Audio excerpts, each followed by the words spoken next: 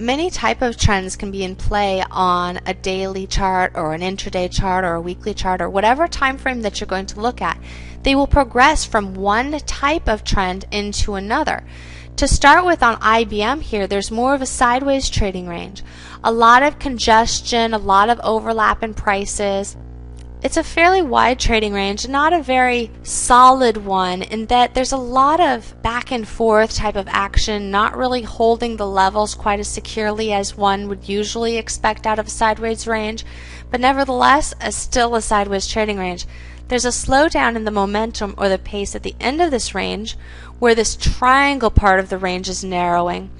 And if you transected this move, you have this slower momentum move on the upside, again accompanied by lighter volume, showing that even within the buying here, there's not a lot of excitement coming into it. The fact that it had dropped sharply here into May after testing these prior highs also indicated this change in pace or momentum. It broke down here around the middle of May and then formed a lower high, again right around the resistance zone from that lower end of the sideways trading range. Here's the lower low, lower high, lower low, lower high, lower low. Volume confirms exhaustion here, just as it did back in June. So it's indicating at least a temporary support level, if not something greater.